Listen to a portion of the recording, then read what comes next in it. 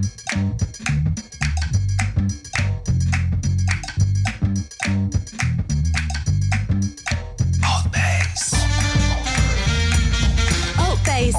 ALTBAYS. ALTBAYS.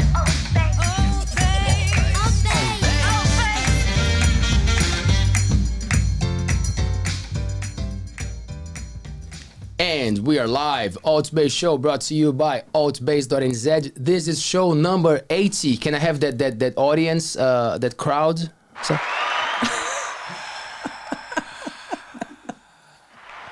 yeah, man. Yeah, man. Number 80. 3 shows per week every Monday, Wednesday, and Friday at 7 p.m. So if you're watching us probably now on YouTube live, make sure to subscribe to our channel. If you go on the top of the page, there will be a login part. If you're not logged in on YouTube yet, you do that first, and then you will be able to subscribe to channels that you want to support. If you hit, there's a little bell as well on the corner there. If you hit that bell, it means that YouTube will give you notifications about when we're live. Okay. We are also in all the podcast platforms. So at the end of the show, we will be uploading this show to Spotify, Apple Podcast, Google Podcast, Amazon Music, and so on. So don't worry if you cannot get the whole thing. You will listen to us tomorrow maybe, or who knows. There's also a second channel called ALTBAYS Clips where we upload the highlights, not even highlights. We turn all these long interviews into, yeah, that's a good move, Tanya. She's into it. We turn all the long interviews into shorter clips, so you can choose the clips that you want to watch, and then if you're interested, you go and watch the full show. How cool, isn't it?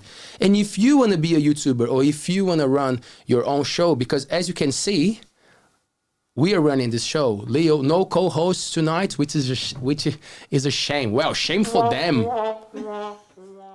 Shame for them, because we have so much food here tonight. So I'm like, it's okay. I can handle it.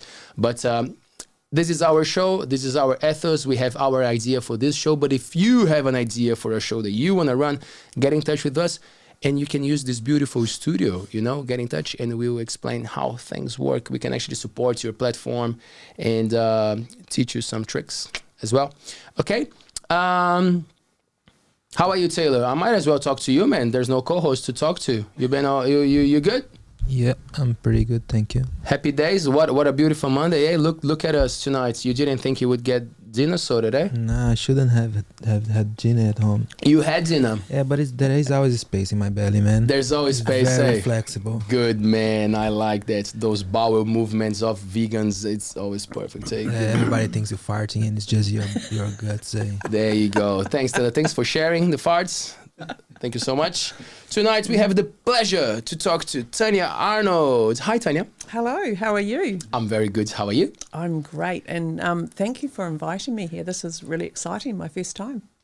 I'm glad you accepted the invitation. Tanya, come just a tiny bit closer to the table. Yes, we can hear you better. Yes, way better. Thanks for bringing some food here. That's okay, but don't forget dessert later. Now the co-hosts are crying at home. Did she say dessert? Thank you so much.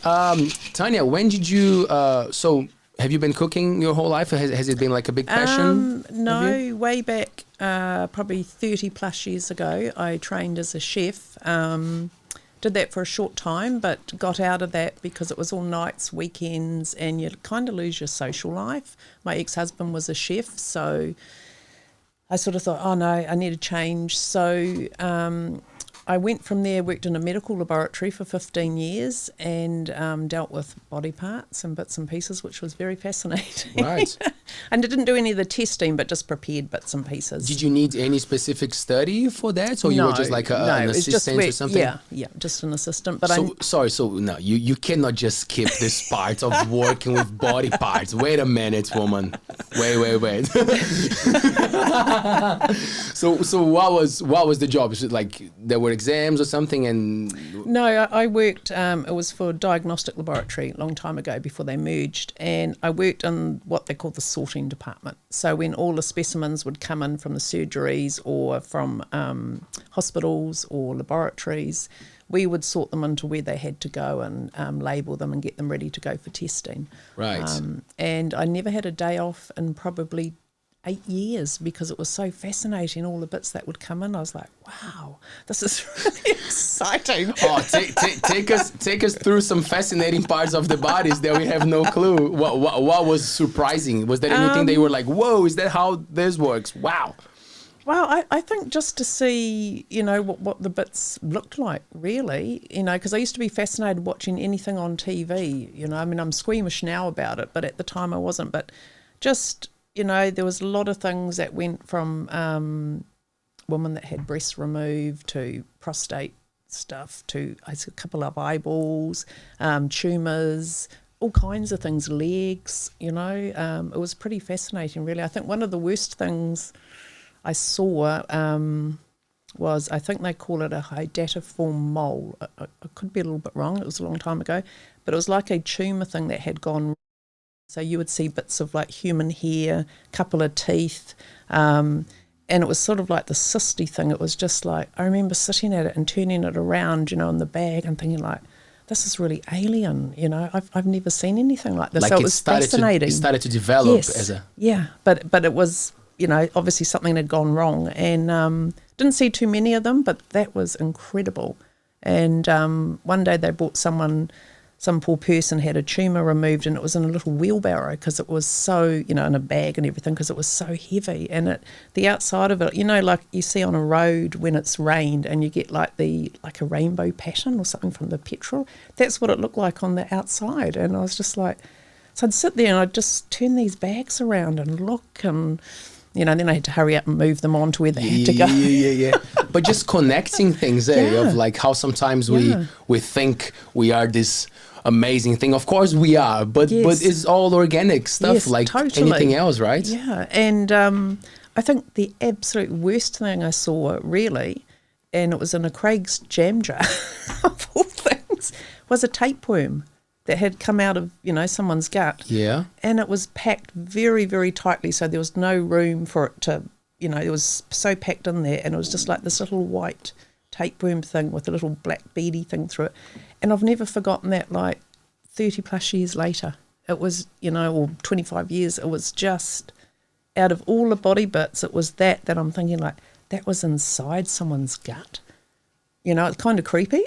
Yeah. And it tells a lot about like because there's that I will not remember numbers or anything, but like how much of us it's actually human and how much of us is actually bacteria. Yes, like totally. we are made of other things more than actually ourselves. Yeah, totally. And how just the body survives on what it does, and it sort of gave me a little appreciation too way back then, not that I realised, of you are what you eat to a certain extent, when you look at some of the fat cells and everything, and I thought, wow, or, someone that smoked, or, I'm an ex-smoker from a long time ago and stuff, and I thought, you really, you are what you eat, and you need to be healthy and take care of yourself if you want a good life that, you're not suffering later on.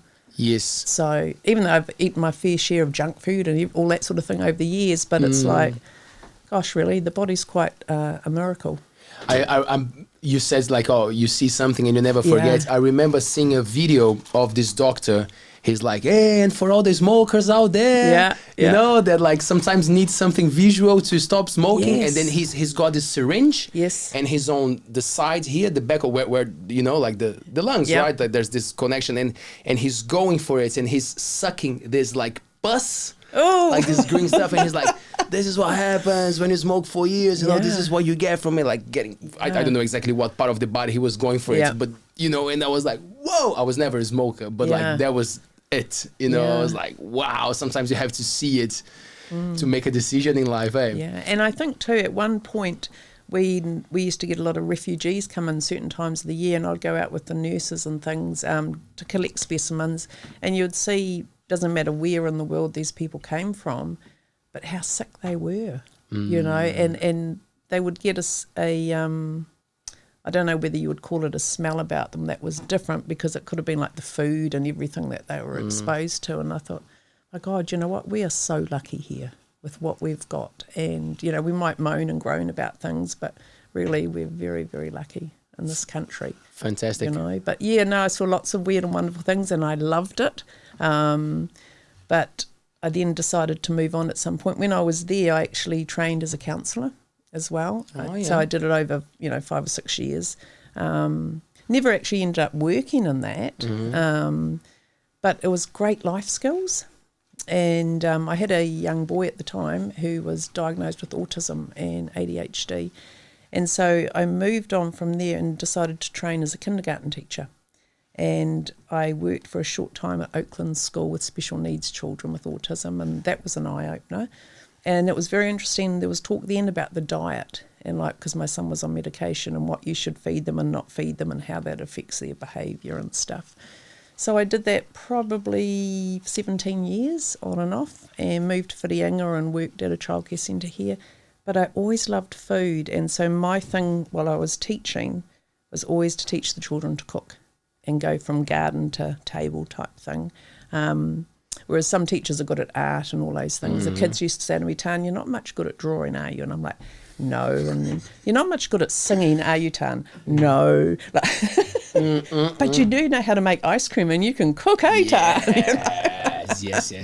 Well, so, yeah. Eating well and preparing food, it's definitely a type of art. That I see it as art, I know that people have different definitions for it, but a beautiful meal, well presented, beautiful colors, it's a piece of art, right? It is. And I think if you can get a child from a young age to learn to eat healthier, and eat vegetables or eat, sure, give them treats if that's what they want, but have a balance, that it's going to be better for them in the long run. And if you can teach them to cook, I remember one of the places I worked in Auckland, I'd have all the 1-year-olds, lined up round this table, and yes, it'd be a hell of a mess, as you could imagine. But I would always give them a taste of everything. Doesn't matter what it's in, you got to taste it like this, and there'd be flour and there'd be stuff everywhere. Yes. But those kids would come, and we made all sorts of things, and I soon did it often enough that it became quite easy. Yep. And then I'd progress, like when I had a lot of the older kids. When I was up in Auckland, we used to have MasterChef competition, with the cook in the main centre, and we'll do our stuff out here, and it was all very top secret, and then we'd get someone in to judge. Tanya, what year was that? How many years ago would you say? Around just an average? 10 years ago. Right, so obviously processed foods and all junk foods was already a huge thing, because I feel like you're saying, giving this opportunity for children to try different foods, it's beautiful, but if they're eating completely the opposite at home, that will not be appealing for their taste buds. Becomes a bit of a battle. How did you navigate that? Well, that the hard thing, the one thing I noticed in early childhood over the 17 years, and especially probably I've been out of teaching now for 4 years, but in the last 10 years that I was working as a teacher, was the amount of allergies that were increasing in children, and predominantly autism, which was more male prone, but girls obviously get it too, but just the amount of allergies, and especially things like egg allergies and all these new things, and I'm like, where's that sprung from? Is it something in the food chain? Is it and I just think there seems to be a huge increase in that, and I don't know why. But I think if there's some kids you're not going to win over at all, but I think if you can work with children from a young age and food's your passion, then that's a great way to get in there, and just say, let them have a little treat, otherwise they're going to want it even more if they're not allowed it, but teach them some good food too, and what they can make, and it doesn't always have to be expensive stuff. You said that you don't know why, and I appreciate that, because you're not an expert at that, but from your experience and from this diving into whole foods and plumbing, did you get any insights from someone that it kind of gave you a little spark of why these things? I kind of think, like in the early days, my sister was a great whole foods person and a cook, and she's always been into health, and I used to listen to her and all the rest of it, and I'd have a look at different things online, and then I'd look at my children, and like we had a policy at one of the centres that if they bought a packed lunch, if there was anything packaged in there, we could take it out and offer them a replacement, and fruit or at least some crackers and something or other, because some children had the most amazing lunch boxes. Like you could open them up and think, wow, someone really cares, and then you open up another child's lunchbox, everything was packaged. And it's not to say that the parent was not doing their job or they didn't love their child, but obviously most of them, the parents were busy, particularly up in Auckland, the long days travelling, and it's like, my kid's happy with that, I've got to send them away all week, give them what they want, and and also, so there's no blame, it's just and unawareness as well, right? Because the way that marketing is nowadays, you can sell any packaged foods, processed foods as light diet, fat-free, healthy, fat-free, so when you look into it.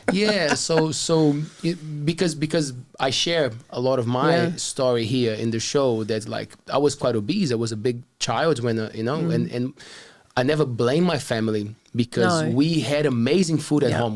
Brazil is a tropical country. We had all the vegetables, all the fruits, like a lot of foods, but they also had the processed foods, So when everything is available, it's easy to go for the ones that you want the most. And they were always busy working, so, but that was the thing. It was never a bad thing. No, but what's interesting too, when I had the very young children, I was astounded. Like they could recognise the McDonald's golden arches before they knew anything else. Yeah. And I'm not saying McDonald's is bad, but it was like, Tanya, just say it. I'll say it for you. Guys, McDonald's is bad.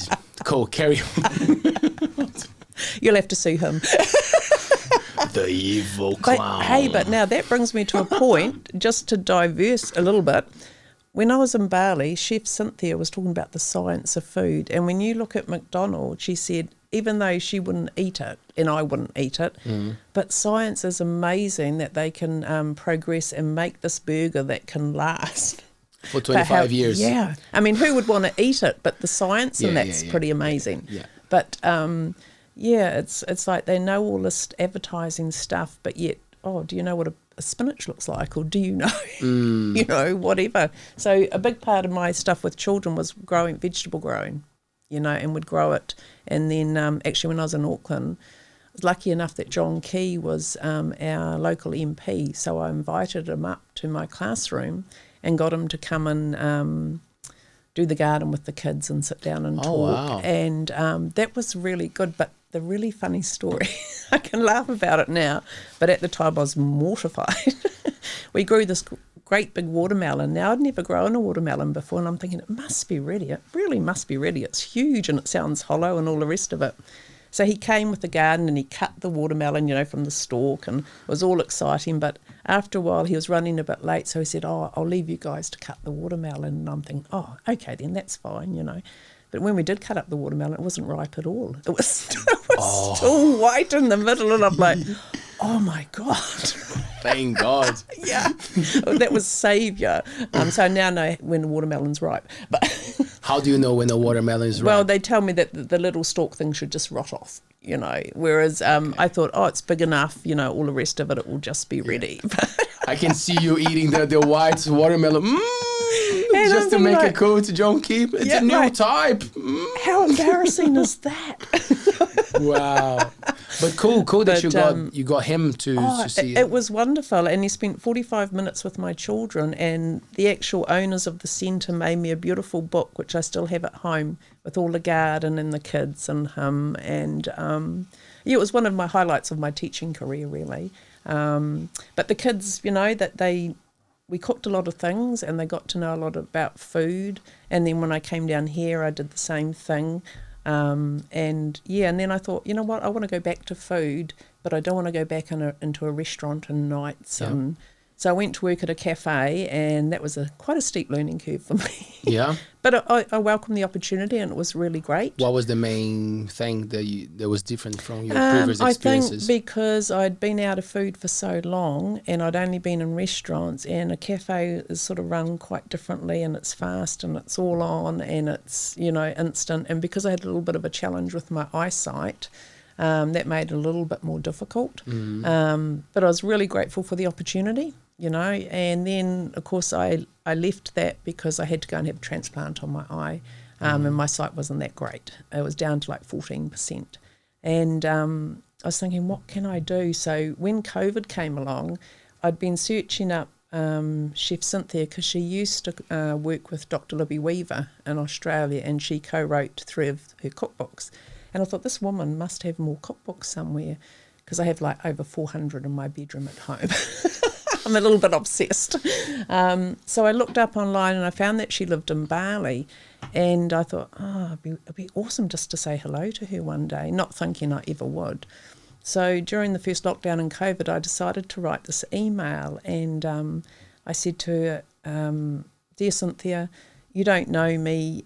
I have no money. I've got no advertising skills or computer skills. I know you can't employ me, but I'd like to be your barefoot soldier from Coromandel, I said, and take your food to the community.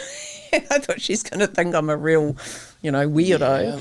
And anyway, I never heard back for about a month, and all of a sudden up pinged something on my messenger.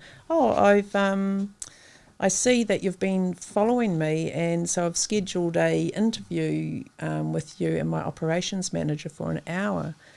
Well, you know what? I just about shit myself. My mother and my sister, and I'm like, oh my God, what am I going to do? Nice. So she set up the Zoom link, and I didn't realise that Jakarta and Bali were on a different time length. I thought it was all the same. So I got ready this night, and I was like, all nervous, you know, in the bedroom. And I'm sitting there and I'm thinking, like, where are you? And of course she's posting, where are you? Do you not want to speak to us? And I'm like, I was just about in tears. I was like, oh my God, no, I do. Where are you? And of course I'm no good with technology. So I completely stuffed it up. And so then I got on to her manager the next day, and I said, please, please, please, please ring me, you know, da-da-da-da-da. And anyway, so she did. And then we got talking. She said, what do you want to do with my food? Great. And so our relationship just developed from there. And then she offered to mentor me in business. And I've got no clue about business. I don't understand it. I've never done anything like this in my life before. So over the last 15 months, working with her, she helped develop my logo for Lot of Love. She's given me some ideas. We'd have regular chats. I could ask her anything. And in that beginning process, I registered my kitchen with MPI, because I thought, well, if no one's going to employ me, why don't I try and do something at home? What is MPI? Ministry of Primary Industries here in New Zealand. And because I could have gone to the council, and if I'd made food at home with a council, you know, regulation, I could take it to market.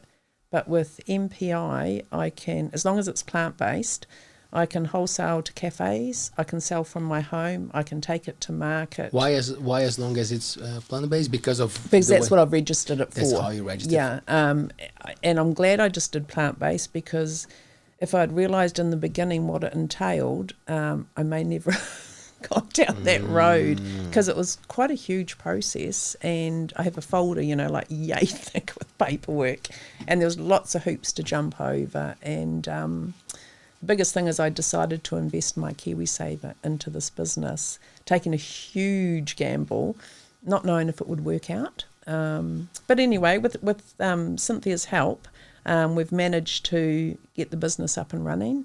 And just recently, I got the opportunity to go to Bali to meet her in person, and that was just incredible. So we made that clear on the title, but like some people they just click in our links. So for the people who don't know what we're talking about, Cynthia, it's specialized in plant-based plant-based food, yes. Vegan food. Well, yes. vegan has a big umbrella there, but plant-based foods. Yeah, and she's all about, you know, amping up the plants big time. and through her own health issues, which, you know, I won't talk about, but she got into that, and it's about, you know, looking after your body, and as she said, you know, if she's got another 30, 40 years on the planet, let's make them bloody good ones. And since I've joined up with her, and I now recognised in myself, because I've had a lot of, you know, illnesses on and off and been on a lot of medications, and I thought, you know, I'm over this. I need to eat better, feel better, and all those things. So I've really started to follow her, and then since I went to Bali, oh my goodness, I've never tasted plant food like I tasted over there. And so I've come back completely almost vegan now. I mean, I do like a bit of honey. I do like the odd egg. So I'm not total 100% vegan, but I'm mostly... But you don't eat meat anymore? No. And my husband still eats meat, and that's fine, you know. I'm not going to come back and change him. Yep. And, yeah, she's just opened my world, like, hugely, not only just about what there's such good plant food out there, but what you can do with simple ingredients too that don't have to cost the earth. And with working with her, which I'm hoping, you know, we're going to develop, and because she partners with Roger Hamilton Genius Cafes around the world, and pre-COVID she wouldn't have been doing online cooking classes and things like that, so I may never have run into her if it wasn't for COVID in a roundabout way. And then she introduced me to a lady called Kat Dawes, who is a mindfulness coach, and she runs a program called Nowism. And probably going back 18 months ago when I first got in touch with them, I thought, well, I don't know what Nowism is, and it's like, it's a bit out there type of thing. But in the 18 months that I've been working with them both, my life has changed, and my husband would verify it, wouldn't you? My life has changed like tenfold, and I would never dream that I could even be capable of doing what I'm doing now, you know. Would you be, is it okay if you tell us a little bit about what were these diseases? What did you have that you started to recover from, and you felt like foods was a big game changer there? I've had fibromyalgia for 17 years. What is that in simple words? It's where you get intense pain in the muscles and the nerves, and it's like it won't kill you, it won't, you know. But painful. Very painful. So if someone touches you, ordinarily, that wouldn't bother anybody, you know. But on someone that's got fibro, it's intensely painful. So sort of a inflammation thing? I think so, neurological sort of thing. And I also kind of had a lot of skin issues, and I've got one kidney, and you know, all sorts of bits and pieces, eye problems, and, you know, you name it. As my mother would say, melt me down and start me again, you know. But I think it was like, girl, you got to look at your diet, and all the medications I've been on, you know, I've tried to get off lots of times, and I've never been successful at it. So is it something that you've been taking medication from a very early age? Well, for fibro for the last 17 years, yes, and lot. Prior to that, you know, on and off through my life. So what were the class, like the pharmaceutical, the medical approaches to fibromyalgia? Would they say something like, oh, this is something that can heal, or they would say this is something that is manageable? What was the speech from? They took 5 years to diagnose it first, because it mimics a lot of things. They thought I might have had MS or all these, and it's basically, there is no test for it. It's a whole process of elimination, really. And there's no cure for it. You just have to learn to manage it. And so they gave me some medication, which inevitably just gets increased, you know, as time goes on. And takes the nerve pain and the muscle pain away, but it leaves you with constant fatigue all the time. And when I've tried to get off my drugs, I've ended up in hospital a couple of times, and they've either said to me, well, you can stay on it and have the fatigue, or you can come off it, lose the fatigue, but have the nerve pain. And I'm like, well, there's got to be more to life than this. You know? And I mean, as I say, huge disclaimer, I can only talk for myself. You know, it doesn't mean that someone else that might suffer this can go and eat plant food or do what I've done and, you know, be totally healed. So this is purely my own self. But yeah, so as I say, I started to do this journey because everything had just come to this crushing sort of halt in my life, and I didn't really know where I was going or what to do. Do you remember the moments when plant-based and vegan food like kind of like started to come for you, or you had someone saying, "Oh, this is actually, it could be good"? It came from Chef Cynthia. That was Yes. I mean, I'd sort of thought about it before and I'd tried a couple of things, but I never really got into it. So when I started following Chef Cynthia, I don't know, she just made sense to me, and she was very down to earth. She had the knowledge, which, you know, I don't have loads of knowledge, but I'm learning. And she just appealed to me and her style of food, and I thought, well, why not try this stuff? You know, and it doesn't appeal to everybody at all. But the more that I've cooked a lot of her food and followed her philosophy and everything, the more that I'm like, you know what? You know what you're talking about for me, you know, and I love the taste of her food. And then eventually going over to just seeing her recently and learning even more, and I'm thinking, I thought I knew a lot about food. I know nothing, you know. And it was just, she just opened my eyes hugely to a whole different way that you could live, you know. Tanya, when we say, just before we carry on, would you like a vegan sausage roll, Taylor, for now? Or you gonna? Because I'm gonna have one here. A little Trevor? bit of chili. Yeah. Yeah? If you want some, come try it. Oh man, come here, man. Show, come on. Yeah. Let's put Trevor in the camera, man. you want a big one? Yeah, he'll have a big one. I'll take one of these. Yes, I'll take one. Yeah. And there's a bit of chili sauce Chili if you sauce, like. Trevor. Yeah, sorry, I forgot to put, there's a spoon somewhere in the studio. Now we'll just put a little bit there on the side, man. Oh, my man. Oh, Beauty. Yeah. Sorry, whole foods. When we say whole foods, what does that mean? Well, like the way I look at it, you know, it's lentils, it's beans and pulses and vegetables and fruits and all sorts of things, really. Just for me, I think it's all the good stuff, leaving out all the, you know, preservatives and factory-made stuff. You know, like there's a lot of food you can make, but you just might have to cook it from scratch, basically. Right. You know.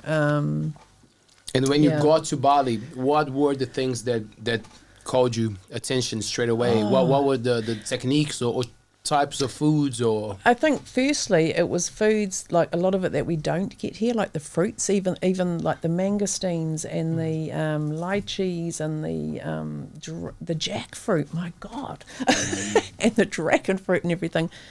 Because I'm not used to that every day, you know. And when it's fresh and that was just, for starters, like Cynthia would have all these big amounts of it on her table for us to eat, because there was 2 other women that came with me, and the coconut water, and then it was just also all the spices and I mean, you can get pandan leaves and lemongrass and spices and all that here, but I think just the availability of it, and it's so fresh, you know, and everything like that, and you know, she taught us how to make plant-based feta cheese and to make fresh tempeh, which I'd had it from the supermarket. And when she suggested that she was going to teach us, I was like, oh my God, inwardly, I hate that stuff, you know. But when we made it, it was like a whole different experience. So I'm going to make some, you know. She taught us all kinds of things, like all the coconut yogurts and the jackfruit curries and like so much stuff. And it was like, you know what? Yes, you can buy tin jackfruit here, but you can make so much with it, and lots of stuff using, you know, lentils and all sorts of things that are cheap. You just got to know what to do with them. Yeah, out of the 5.5 days, we had 2.5 days in the kitchen, which were very full on, and it was great. And then the other couple of days, she took us to, up in Ubud, we went to a restaurant called Moxa. Oh my God, I just about like died and went to heaven on the first dish. I had never had food like it in my life.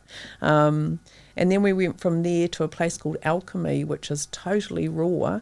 And we tried the ice creams and the desserts, because we'd eaten all this beautiful savoury stuff at Moxa. And they had this thing called an alligator bar, and we were going to try and recreate it, but we ran out of time. But I'm thinking of that still and salivating at the thought of it. It was like a Snickers bar, but I've never I've just never tasted anything like it. And I had like 2 slices of it, and I know this sounds really strange. My legs just about went under. It was like, I was in raptures. I said to Cynthia, please excuse the expression, but the only way I can describe this, it's like food pornography. Yeah, food porn. I've never. Food porn. Yeah. And then we went from there and we walked about a K, and she took us to this Italian place. I just can't remember the name of it. And it was down in the, what I call the jungle, you know. And we had all like this plant-based pastas and burrata cheeses and everything. And I'm just like, oh my God. Yeah. This was just day one. Wow. And then we went up to a farm and learned about a friend of hers that's doing soil regeneration, and I got to taste things like gotcha cola and butterfly pea flower.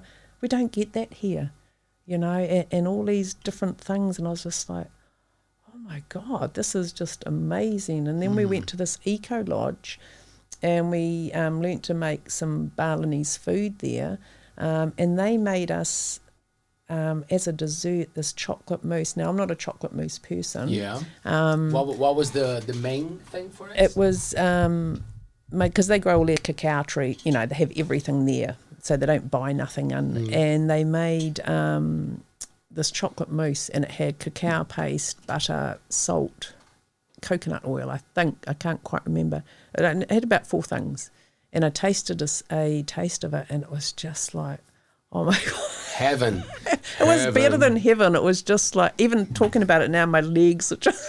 You just got the name of the cafe, better than heaven. Fantastic. Yeah, and just all this different types of food, you know. And then we went back and we made some more Balinese food with her, and she brought some people from the village that taught us how to make jamu, which I want to bring to the markets in the summer. What is jamu? It's a Balinese word for medicine, and it's all about preventative medicine. So it's quite a process to make, and you make like the tea first, which is made from pandan leaves and star anise and lemongrass and ginger and galangal and all these things, and you brew it up in the pot, and then once you've done that, you dry roast all the ginger off first in a fry pan, and then the galangal, then the turmeric, and then you have to process it through a nut milk bag, and it's quite a long process. And then you blend it with the tea, so you end up with like these 3 great big bottles of like ginger, turmeric and galangal, and then you blend that with things like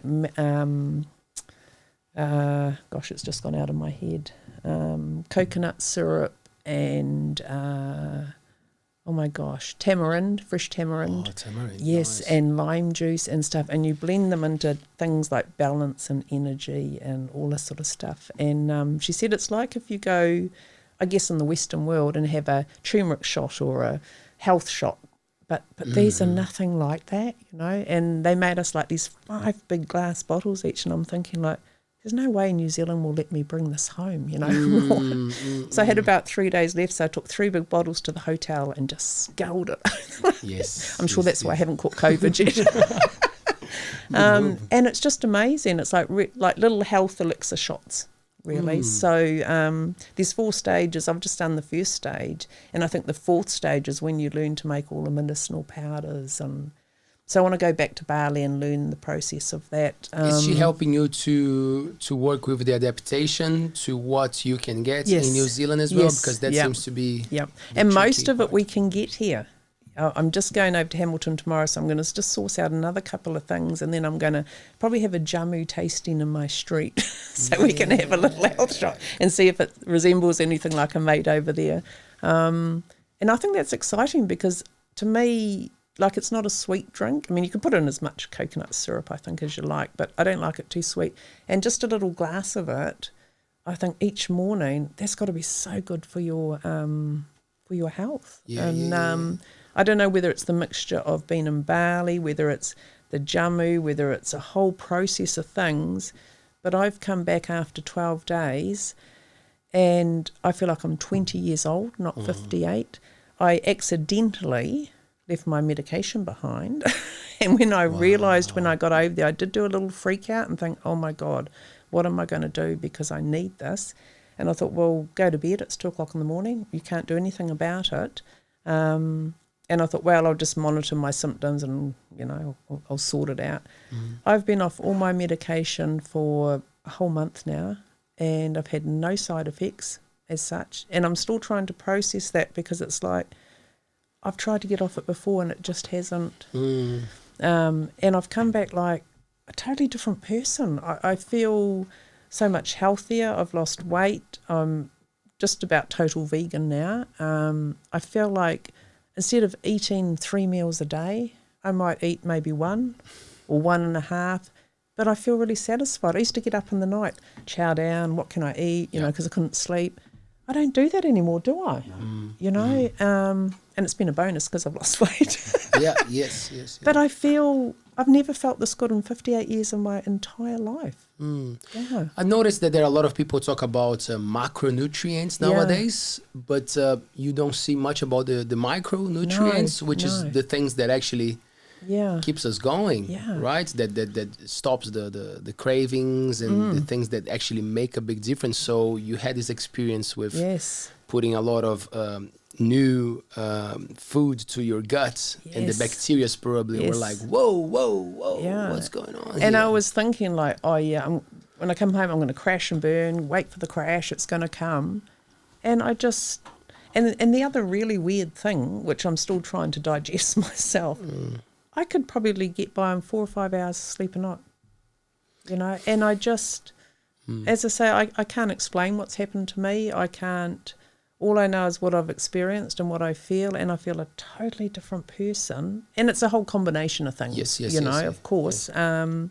When I was over there, one of the important things Cynthia said to us was, because Bali's the island of the gods and it's predominantly Hindu, that it's really important that you get grounded in the culture, because she said, it can spit you up and chew you out as fast as, which I didn't really understand, So she took us to a water temple for a blessing, and it was quite ritualistic. It was about 3 hours.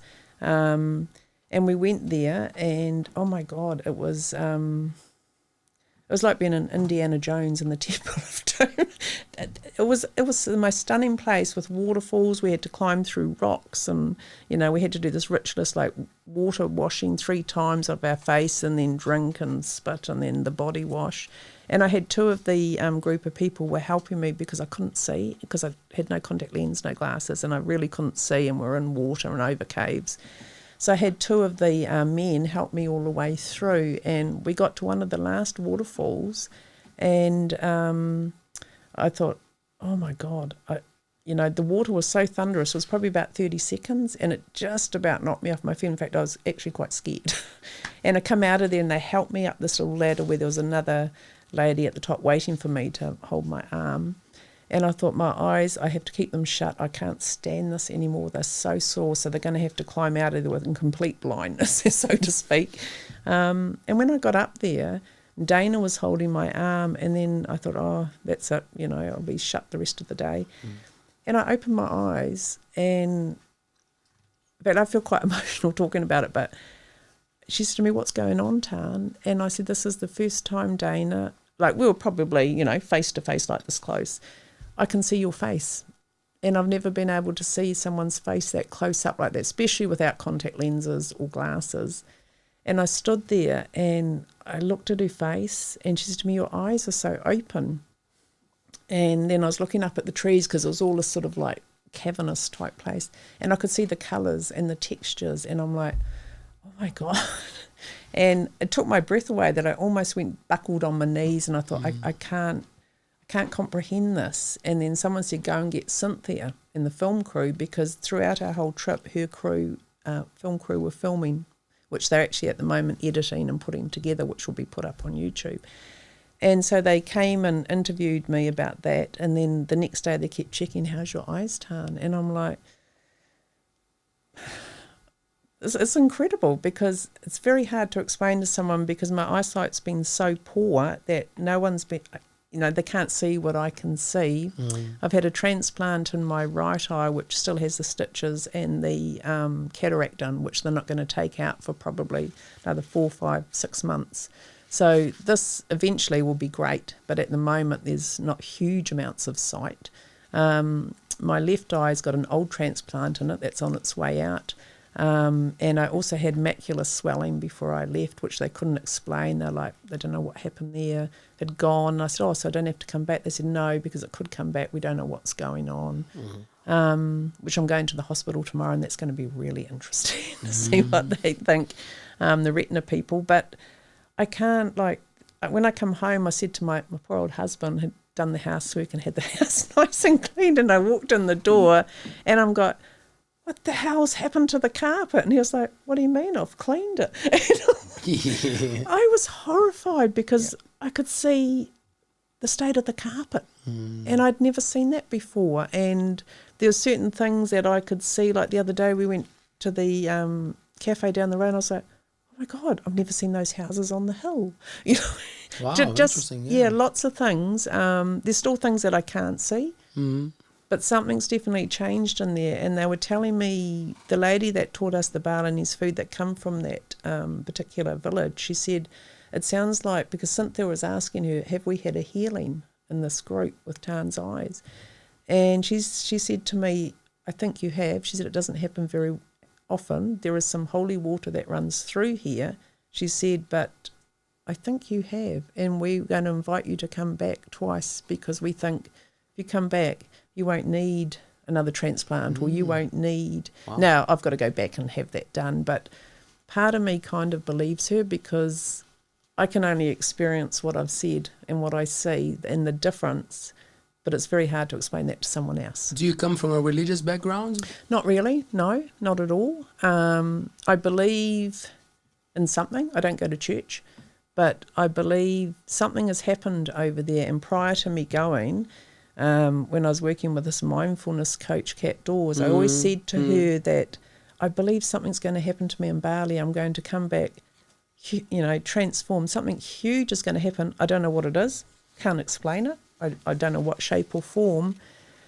And I have. It's something, believe it or not believe it, I can't, but I've definitely come back a different person. And I believe in some form there has been a healing, so I'm interested to see what the hospital will say.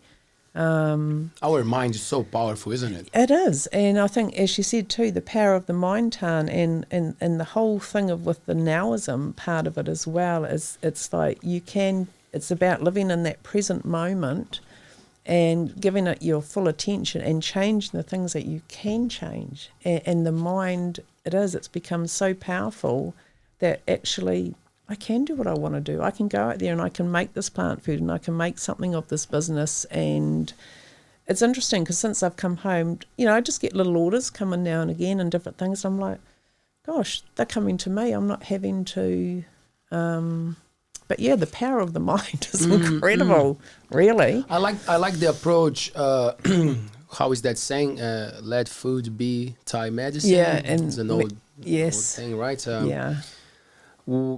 And we don't see that often, right? No. Like in mainstream media or just like how we consume food, it's not a thing.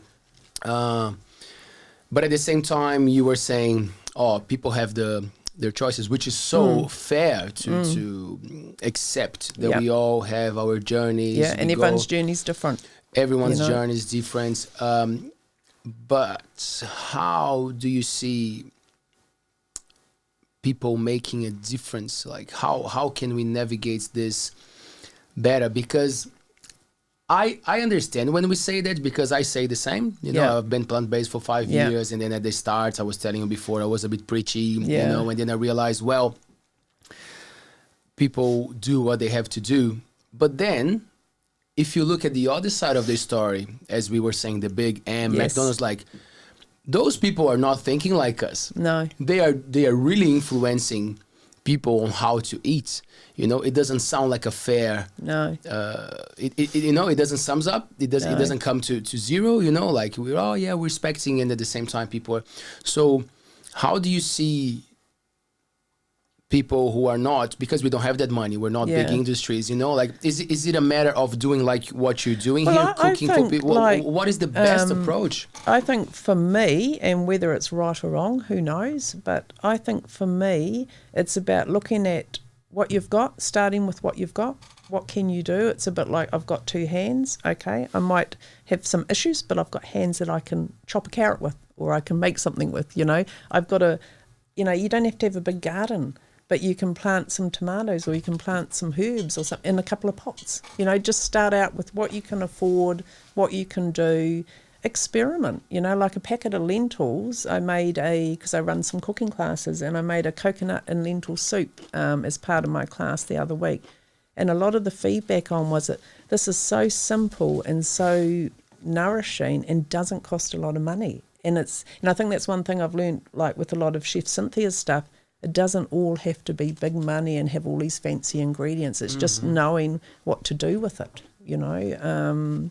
I had a person in this morning at a cooking class, and she was saying I made a Balinese yellow curry, and it had tempeh and it had some beans, and okay, it needed a zucchini, you can't get one, too expensive, swap it out with a green bean, or, you know, you've got to work with the budget you've got, and just because a recipe hasn't got something doesn't mean you can't swap it out with something else. You know, baking's a whole different area. You've got to be a bit more precise with baking. But really it's about thinking about what have you got, what can you afford, could you grow something, grab a packet of lentils, it's just having a bit of knowledge. And one of the things I want to do, when my life was a little bit hanging in the balance, and I wasn't sure what I was going to do or where I was going, I had prop services come in and give me a bit of help. And so now I'm going to feed back to them, because I think they were so good to me that I'm going to go back and become part of their committee, and I want to help people here in Whitianga. You know, just start with the basics. As I say, it might be come around home, I'm going to show you how to cook a lentil, you know, or I'm going to show you what you could do with these 3 basic ingredients. Tanya, how do we cook lentils? Lentils From the package. From the package, well, then you just got to put them in some boiling water, soak them overnight. Do you soak them? Yes, Yep, I do soak them, yep. Otherwise, they can be quite hard on the gut, very fibrous. And Yep. if people have gut issues, it could be all wrong and give them a lot of problems. So, yes, definitely soak them overnight. Probably, I could leave it, they say, look, you could have 2 hours, but I leave it like 24 hours, you know. Yeah. And then I just cook them in some boiling water with whatever else is going to go into Do you boil first and then you do the preps and the mixing for the curry, or it all goes in the same boil? No, it depends on what you're making. Like if I did like the coconut and lentil soup, like obviously they were soaked for 24 hours, rinsed off, then they go into the pot with, you know, the water, lentils, all the other ingredients, depending on, you know, the order of what you're going to put stuff in, and then cook it for 30 minutes, fine. If you don't want to do the soaking of the lentils, use tin lentils. Just give them a good rinse out, you know, a lot quicker. Just give them a good rinse off because of the brine that they're in. But it's amazing how buying them in a package, it's cheaper. It's cheaper. Yes. It doesn't feel like it, because No. you see the can and it's like, oh yeah, that's Yeah. cheap. But then like, wow, if you buy in the Yeah. bag, because the little bit that you put to soak becomes a bag. Yes, and I think Awesome. also key is preparation. You know, like if you think, okay, 3 nights a day, I've got to work, what am I going to have? Chuck your lentils in to soak, you know, I mean, big pot of veggie soup even, you know, it doesn't have to be really fancy stuff. But yeah, I think a little bit of preparation, a few recipes, you could do this, and then you could swap out, like one of the curry pastes we learned over there, you can make 5 different dishes with it. And it was interesting that they actually all tasted different too. So there's lots and lots of things you could do. And it's just a little bit of knowledge, a little bit of preparation. Look at the budget you've got. Buy the dried ones because they're cheaper than the tin. But if you're time poor, grab a tin one, you know, Well, rinse it off. A bit of a bad excuse when it comes to is just putting in the water and let it soak. Yeah. It doesn't take much. And red split peas, they're really cheap and they cook in like quarter of the time. It's amazing what you can do with a curry. Like in this Balinese curry, there was tempeh, but if you don't like tempeh, you know, you just add extra potatoes, carrots, beans. There was no zucchini. You can put, you can really sort of swap it around a bit as to what you want really and what you can afford. Now, while I get another piece of this amazing, is it almond cheese? It's plant-based feta that I learned in Bali, and yes, it's made with almonds. So how hard is it to let go of dairy cheese? Very easy because Yes! Tell me more. Tell me more. I was a cheese lover, like not blue vein, yuck. But sorry to blue vein lovers out there. But I used to love blue vein cheese.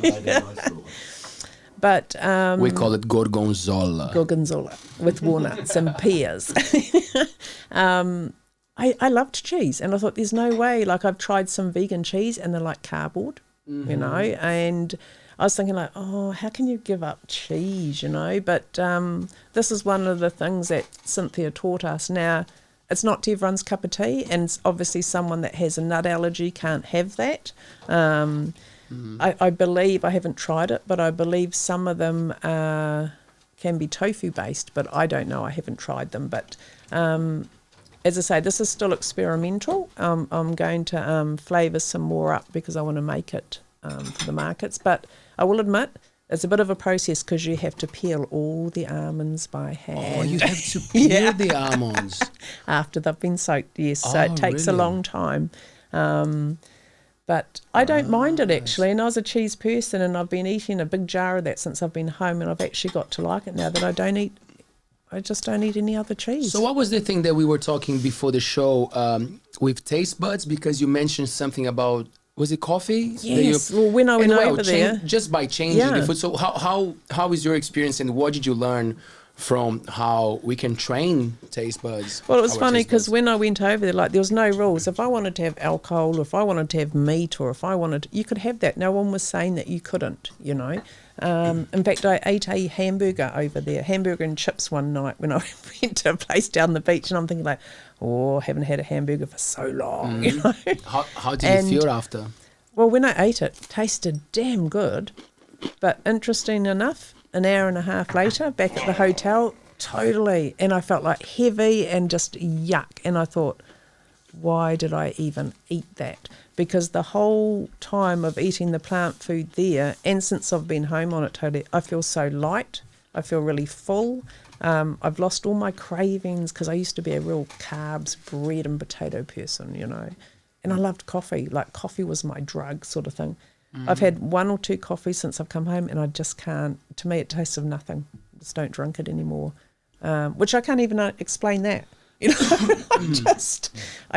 know, and I've lost a lot of my cravings for things that I used to love. You know, ciabatta rolls toasted with lashings of butter, and you know, all that stuff. Yeah, this is something that I can relate to because.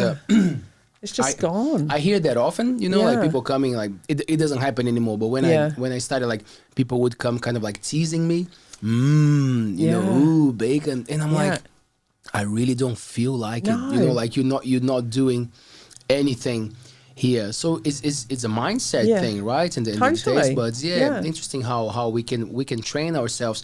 And actually, this isn't like, of course, I don't want to keep banging on the plant-based thing all the time, but like. It shows how our mind is powerful. Very powerful. Right? If you train for whatever, you know, if you can have exactly the same reaction to anything. Yep. If you train yourself. And it's about, and that's what I think's so interesting now. Like I've been back home 3 weeks almost, and it's like I'm almost looking at myself thinking, this is really interesting. You loved coffee. You loved bread. You loved cheese. And there was no rules about not being able to eat it at all, but I've just lost all. Like I'd make crystallized ginger shortbread, and I love shortbread, and I'd eat it, and I'd trough out on it all night long. I've made some since I've come home for people.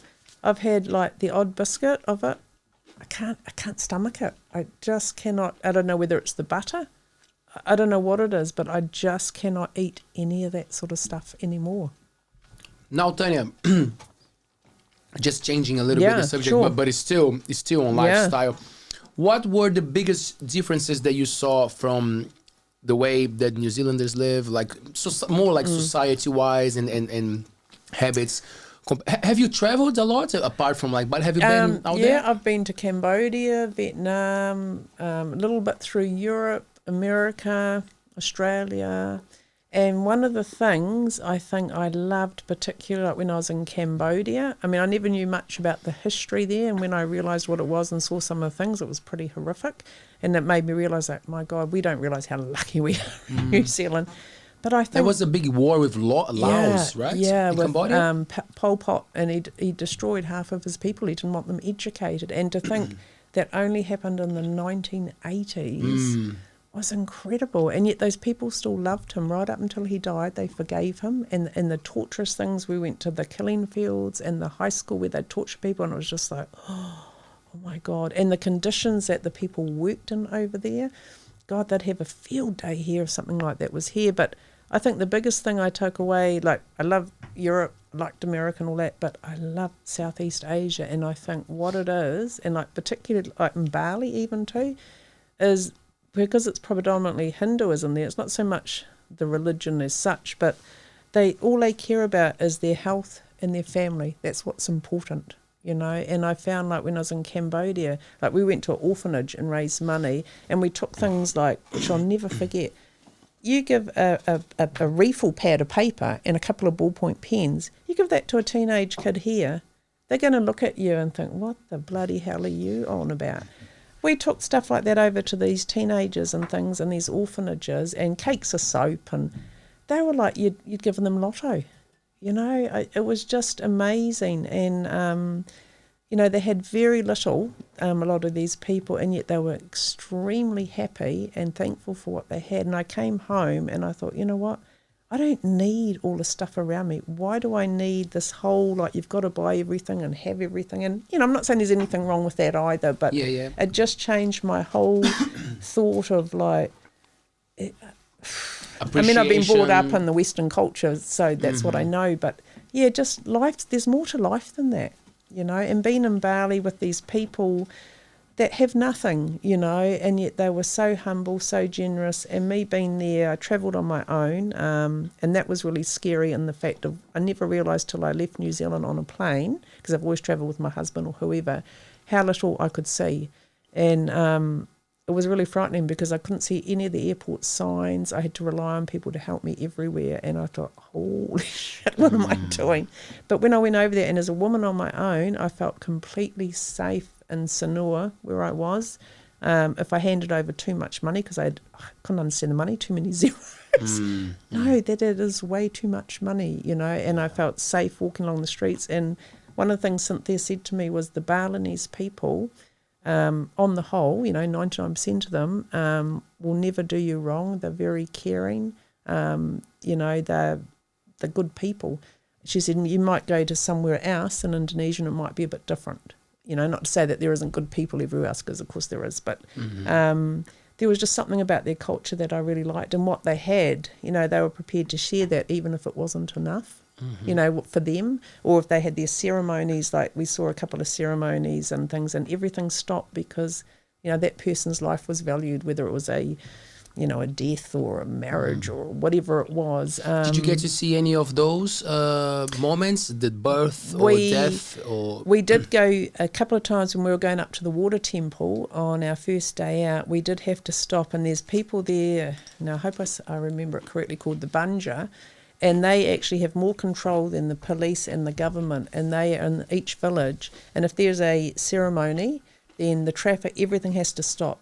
That gets all right away to anything else. And there was one point where we had to actually park our car and go up on bike because there was too many, you know, the village ceremony was taking place, and that has precedence over anything else. And yeah, I guess I came away and I thought, you know what, we've got it a bit wrong, you know, in the Western culture, because we put all our value on all these outside things, when really it should be about our health and our family and our community. You know, I mean, it's lovely to have all those other things, but really, life's more. It's worth more than that. Yeah, because the problem with wanting more is that you will always, you'll never be satisfied. Want more. Yeah, I just need the bigger version of that. I mean, I've got 400 cookbooks. What can I say? But and I guess I've come back, like, one of the things I learnt too with food, that if you're in that right intention to cook, put your love into that, or whatever you do, whether it's, you know, walking down to the shop or whatever, then if you do it from that right space, then it's going to have a flow-on effect to others. And I've noticed with some of my food now that I've come home and the way I've scheduled my classes is that I still do essentially what I did before, but I'm thinking about it more and putting more intention into that, and I'm actually like really happy. And whether it's sheer coincidence, I don't know, but people are going away happier and I feel satisfied, and it's just being happy. And, you know, life will provide you. You're not going to go out and say, I'll win $1 million next week. Of course, that's been silly, but but there's a lot of good out there in the world, and I think that's a sad thing. There's so much negativity out there. It's like, let's celebrate these gifts out there. And if something comes up and you're sort of kind of thinking, well, oh shit, that's not fair. Why'd that happen to me? There's a gift in that somewhere. You just got to find it. You know. Tanya, how was so we starting this new business? Yeah. What were the challenges and things that you were not expecting to have to deal with? First off, the whole finance of it, because, you know, I've always worked for other people, and, you know, I don't mind saying I was quite ignorant, really. I didn't understand business. I'm still trying to learn and understand about it. And because of my situation at the time with my eyes and everything, I thought, you know what, I can't work. I'm going to draw my KiwiSaver out, which they allowed me under my eye condition. And I'm going to take this risk. It's a bloody big one, because if I lose, I've lost everything. But, and that's where, as I say, I'm very, very grateful for the mentoring I've had. But I thought you just got to sometimes step out of life, take a risk. Doing the whole process with MPI, which, as I say, I didn't really have a clue to begin with. I didn't think it would be so hard, but I thought, no, you can do this. You just have to put your mind to it. And just persevering, trying to go out there and sell yourself and believe that, you know, you're as good as anybody else. You can do it. You might, I still make lots of mistakes, my God. And I probably always will. I'm far from perfect. But you just got to believe in yourself, and I think surround yourself with people where possible that are willing to give you a bit of help. And it's like, I'm hopeless with social media stuff, absolutely hopeless. So I've just said to someone the other day, hey, look, I'll give you some cooking lessons, because she said, I can't cook. Would you help me with social media? So, you know, you always want to make money, because, you know, you need money to pay the bills and everything, but there's always other things you can do to try and help someone else out, and they can help you. You know. Online, the online approach seems to be quite essential for what you're doing, right? Yes. There's a big chunk there of markets. Yes. Because the community is great, so Yeah. probably you could get some funding or some support for the community, but Yeah. it is online, right? Yeah, totally. And I mean, that's huge for me. Like, I've never really been into that sort of stuff, because A, I don't understand it, B, because of my eyesight's been so bad that I've kind of avoided it. And now people are saying to me, you really need to get into this, Tan. I'm like, yeah, I do, but I don't know what I'm doing. So that's kind of what I'm going to try and learn some more of, and, you know, just trying to get around Facebook and Instagram's a nightmare for me sometimes. But I'm learning, you know, and I think you're never too old. Put your mind to it, ask questions. I'm sure there's someone that can help you, and just keep believing. You know, it might be small steps, but you get there. You just got to keep working on it. Well, like especially your studio. because exactly. Especially because you are approaching a thing that it's quite trendy at the moment, right? The plant-based movement and people giving more. That one of the beauties of having access to so much technology. You know, it's so common nowadays to see people giving shit to social media, to internet, and you're like, well, we have this moment in the story of humanity that we have access also to all these beautiful things that we would never know. You know, like, it's really how you're using. Well, I wouldn't have got hold of Chef Cynthia Louise, you know, and she's an incredibly busy woman. And all these other people that I sort of network with now, and I'm sure some of them might be listening tonight. But it's an incredible tool, but as long as you use it in the correct way, like, I'm surprised, you know, like sometimes the amount of abuse people get, and I'm like, why do you have to be like that? You know, but that's just a fact. Some people like to hide behind it, others don't, others are out there. And I guess, like, you know, I'm sure I'll encounter my fair share of that, but I think it's how you deal with that. You respond rather than react to something. Yes. And hey, I'll be the first person to put up my hand and say, actually, I don't know the answer to that, but maybe we can work it out. Or maybe I did get it wrong. That's okay, you know, because we all make mistakes. Is there are you also trying to find more people in New Zealand who are following a similar path to you? How do you feel the plant-based cooking and the movement? Well, I think in it's New been Zealand? around for a long time, and I feel like I'm only just scratching the surface of it. I need to know a whole lot more. You know, I don't have a lot of knowledge, but I'm trying to learn as much as I can. And I think there's a definite need for it. It doesn't suit everybody, and I wouldn't be about converting everybody to it, because some people do have different dietary things and medical things, so it's not for everybody. But I know for myself, that's the way I'm going to go, because I certainly feel a whole lot better. I mean, my husband's a meat and 3 veg man, always has been, but he will try some of it. If he doesn't like it, that's great. But he's quite open, you know. Yes, yeah, that's important. And you know, as I say, it's not about converting anybody else, really. It's converting myself. Yeah. But I just know for me, my health is so much better for it, you know, mentally, physically, and so who knows? So what would you recommend for people who are tapping into that? Because we often, this is a cool thing about this show, like well, this is my lifestyle, and a lot of the co-hosts, they tap into it, you know, like from different, I always say we all come from different streets, but we want to get to the same place, well-being, you know, like a good lifestyle, and people navigate in very different ways. So how do you see it as a good approach, not even to let go of meat or whatever, but like just to introduce more? I think probably, I just realised, Trev, can you check the ice cream, because it might be melting. You might want to taste it before it melts. It's in the chili bin, I just thought. And the coconut bounty bars. You don't want to eat raspberry sauce. I'm listening to you. I think probably if you're even remotely interested is to just, you know, just look into it. But, you know, maybe just try something very little. Is it melted? No. I was thinking, oh, well, it's probably melted because it's not in the freezer. But I think really just be prepared to even give something small a go, you know. Try a soup with lentils. Try, you know, there's lots of information online. There's a lot of books out there. There's a lot of opportunities, things in the supermarkets that they never used to have. You know, you got to, like anything, you got to look into that and see what suits you, what may not suit you. But yeah, just don't be afraid to give it a go, really, in whatever form that is, whether it be a plant-based cheese, whether it be plant-based ice cream, whether it's, you know, a plant-based sausage roll. Which is fantastic, by the way. So what do we have here? Can you see it there from the camera, Taylor? Am I doing it right?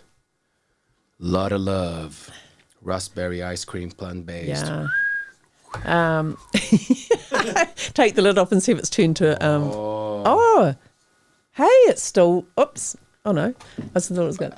Hey, that's surprising. That's really good. Beautiful. But yeah, I think the biggest thing is, you know, or even start off with just eating some more veggies, you know. I mean, there's so much information out there. There's lots of things that you may like or dislike. You know, just start with something that you are even interested in trying, really. How did you come up with this recipe here? That is a little help with Chef Cynthia, that one.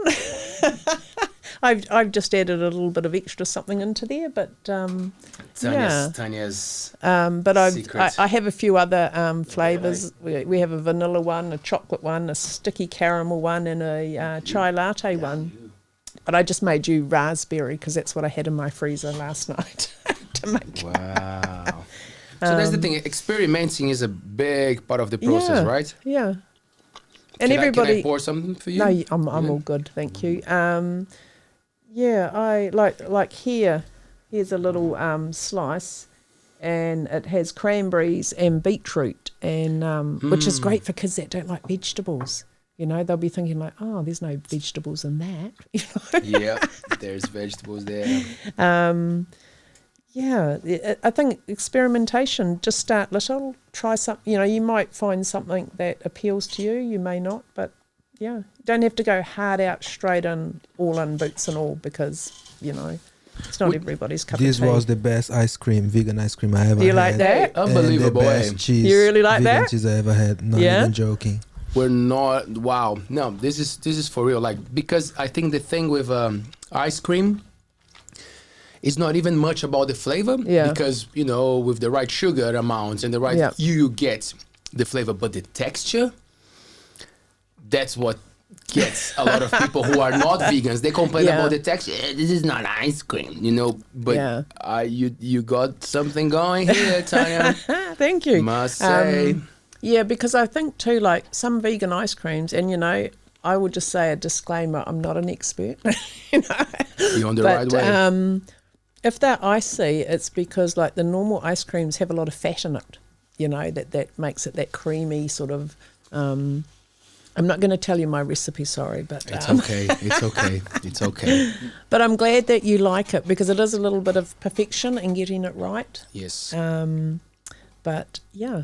Would you go back to the educational system, Tanya, to work in the educational system? Probably not. Don't know. Like I had a chat once with a lady here that I could be interested in maybe going into like a kindergarten or something like that and do an appearance evening, you know, something like that, or making something and showing them, hey, you could make this with your kids.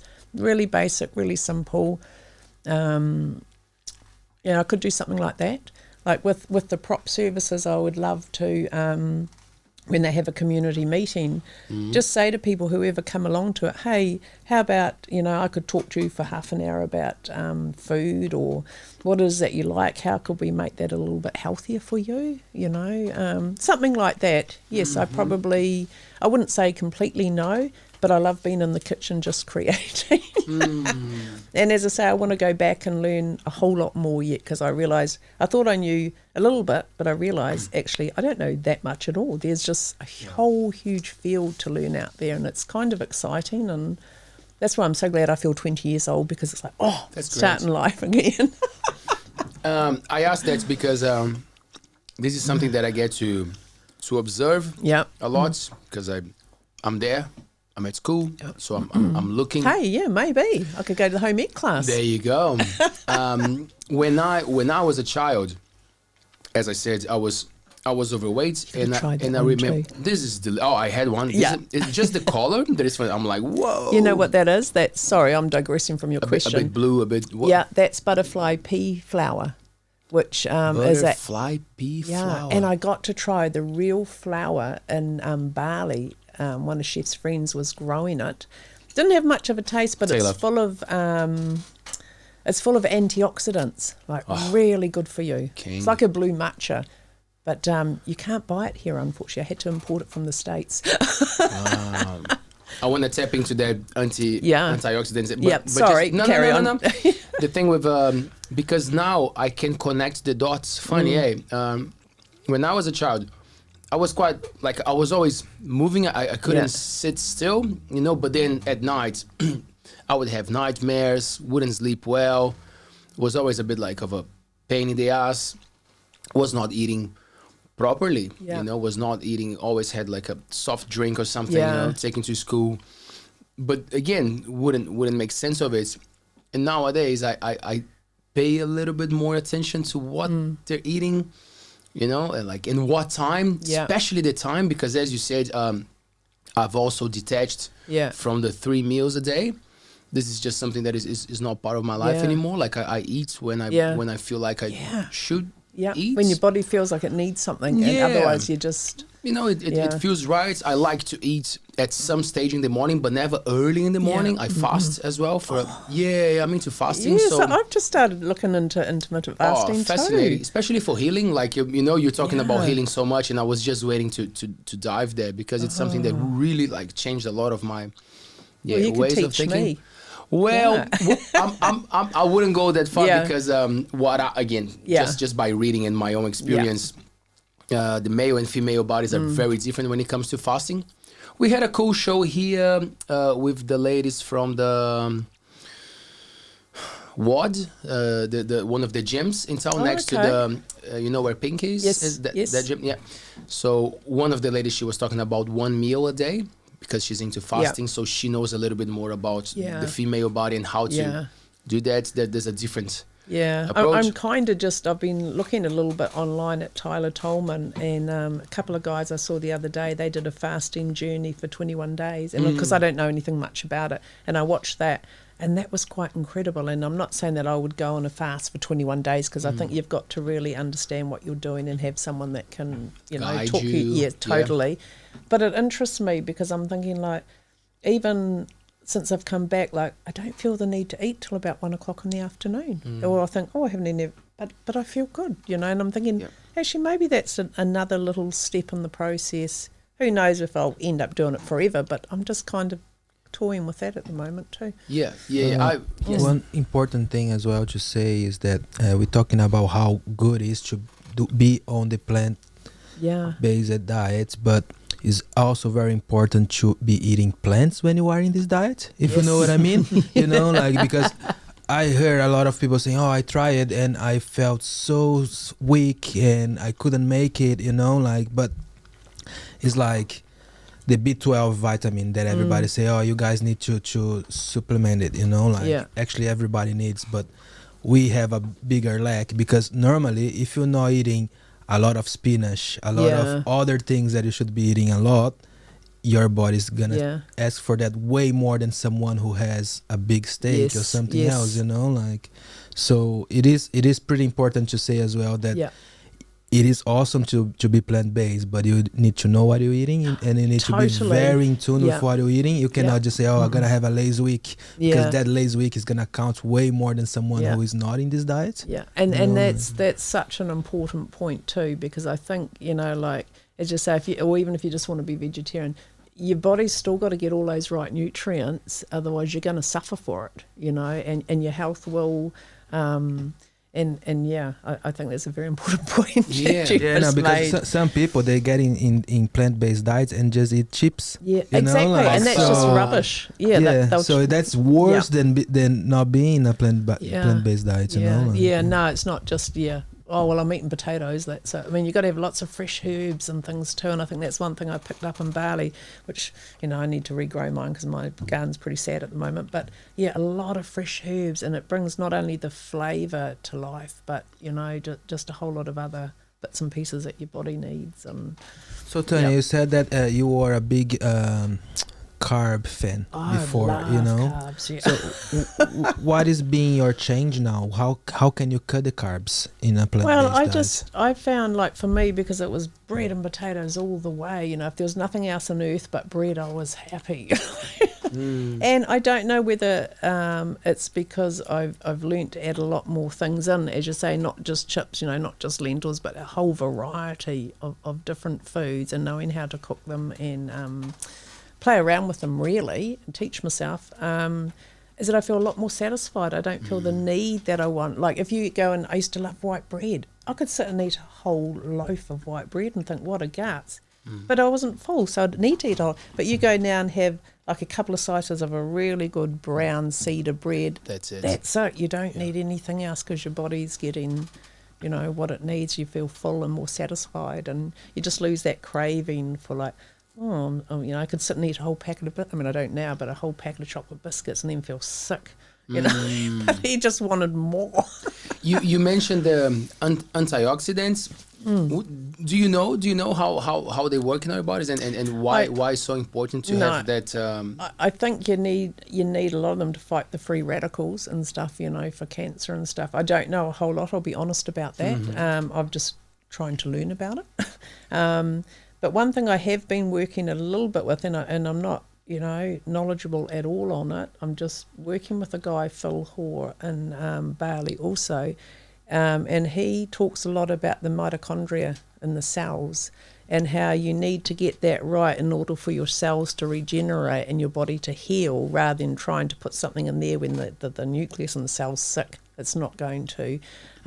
So I'm actually just in the process of learning and understanding and working with him to heal my own, and it's very, very early days and I don't have the knowledge like him, but the little bit that he's told me and some stuff that I've got that I'm taking, I don't know, as I say, it's a whole combination of plant-based that I think I just feel so much better. But I don't have the full knowledge of... No, I'm just asking what you know, because that's how we get them things. And he talks about a lot about oxidative stress, and stuff like that. And I think, you need the antioxidants to fight off all those free radicals and keep your body healthy. And it's like inflammation. You need a certain amount of it in your body, because you can't...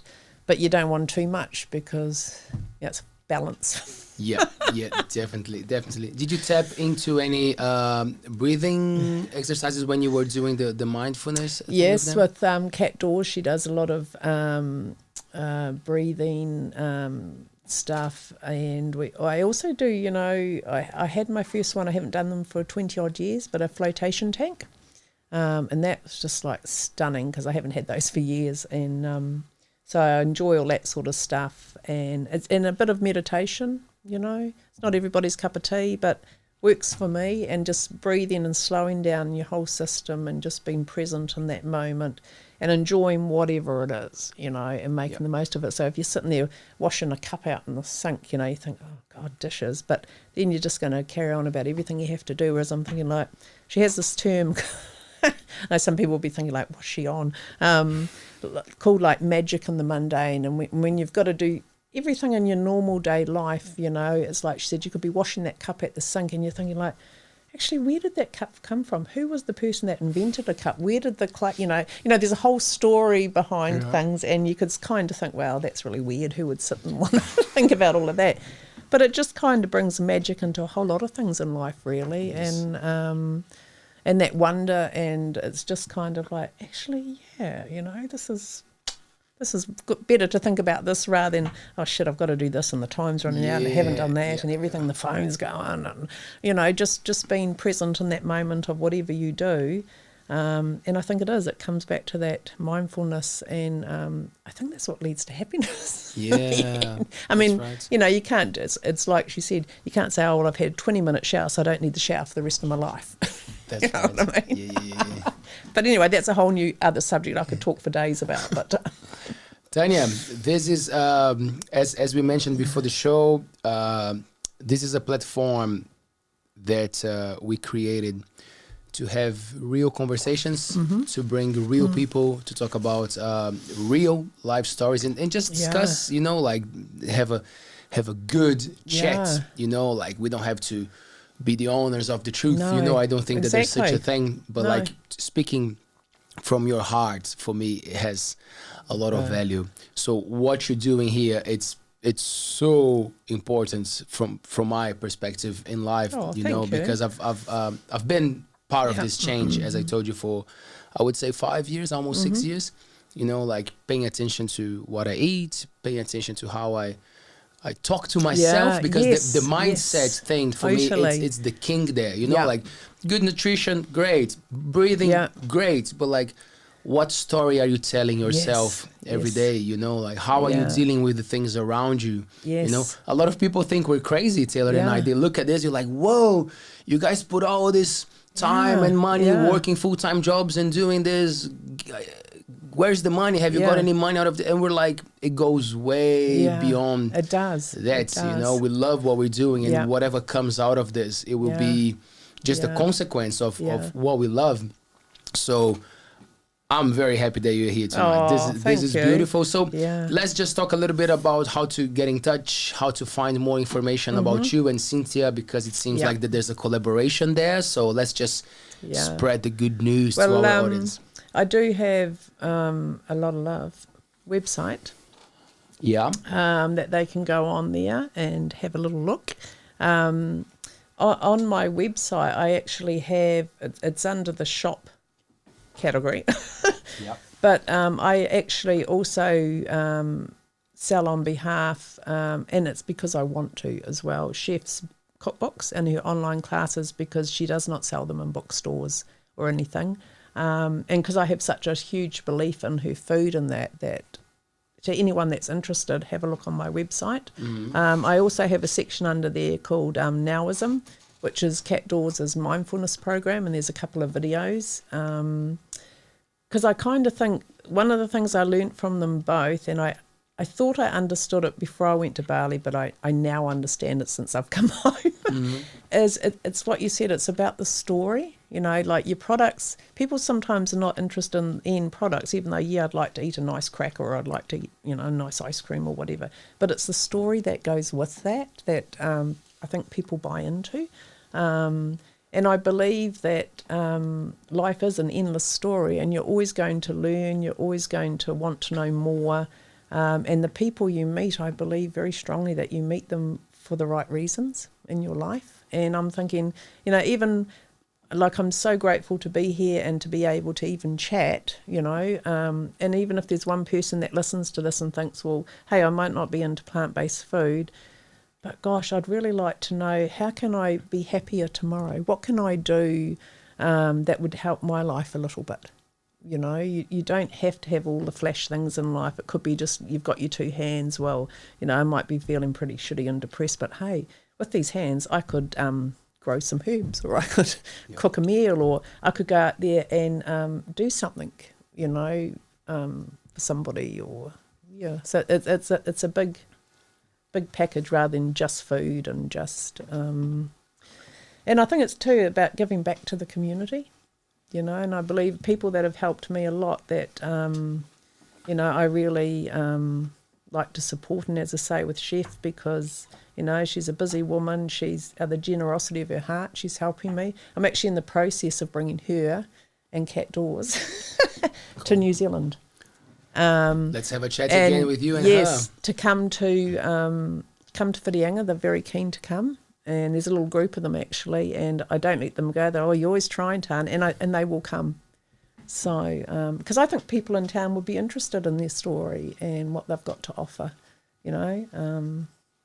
But yeah, it's been great. I've really enjoyed it, and I'm glad you liked my ice cream and my cheese, because, you know, I'll be the first to admit I make mistakes, and it's not everybody's cup of tea, but I'm working on it for all the markets in the summer.